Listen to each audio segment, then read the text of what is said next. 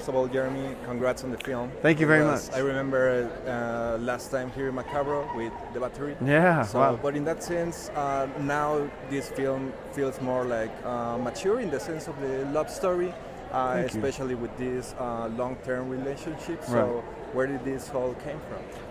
Well, it came from the fact that I was in a very long-term relationship, and it was starting to feel like I wasn't doing as much as I wanted to do with film because the woman I was with she had other interests, and I was away from home, and I was away from all of my filmmaking friends, and I wasn't pursuing it, and it was making me sad.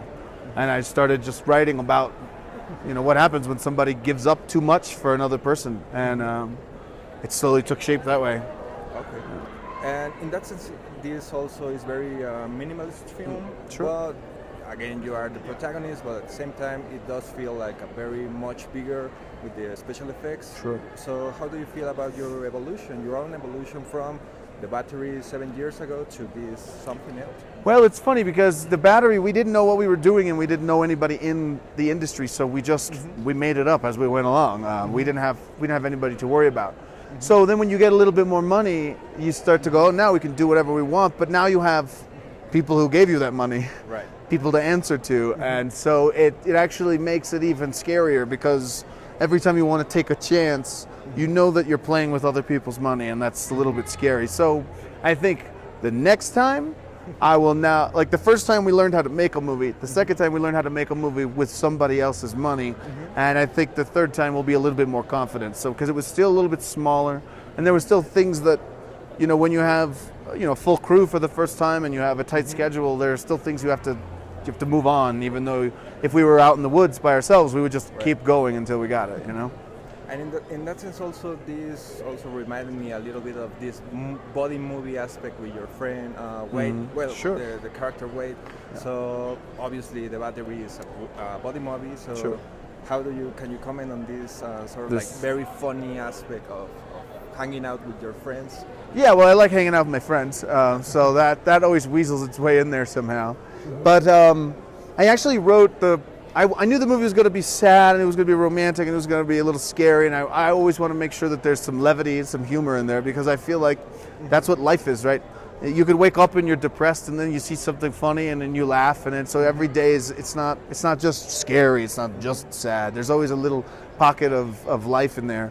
And so I started writing the role thinking that they were going to cast somebody else as Hank, because I wasn't going to get to play it. So I was like, well, I'll write Wade, and I'll play Wade, I'll have the funniest lines. And then they'd let me play Hank.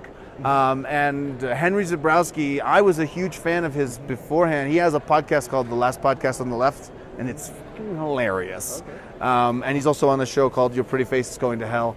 And I didn't know him, but he just cracked me up. And then I realized that one of my, Mickey Keating, he directed Psychopaths and Darling and Carnage Park. He has a show on Shudder, and his guest was Henry Zebrowski. And I was like, oh my God, I know Mickey. And Mickey's sitting next to Henry Zebrowski, so I called Mickey and I was like, can you get Henry my script?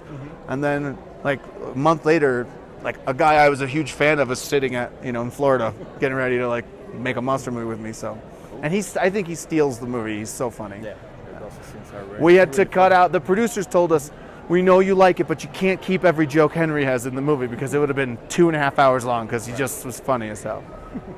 And you also have this relationship with Justin Benson. I remember you had a little role in Spring. Now sure. he's playing the cop. So can you talk about this sort of like a genre scene? Because these are directors that also came with Resolution 7 years ago here.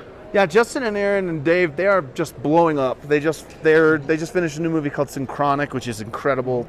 But the great thing about them is I met them when the battery was out, and they just had Resolution.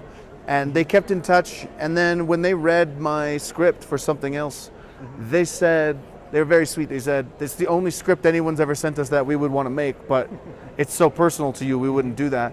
And then they had the chance to start their own company, so Rustic Films is their production. This is their very first movie put out under their banner. They actually got the money together for us, they made the deal happen, so I owe them way too much, way too much. And finally, this is a film that plays with the fact that maybe the monster is a metaphor, maybe it's all in the protagonist's head, but in the end it's like a fuck you to those kind of movies. So right. it's a riot, that final climax. Oh, so thank can you. you comment a bit about this decision? Sure. Well, I always want. I mean, I always want the monster to be real. To me, you know, there's a lot of great movies where it's all metaphor, and I think it can be a metaphor as well.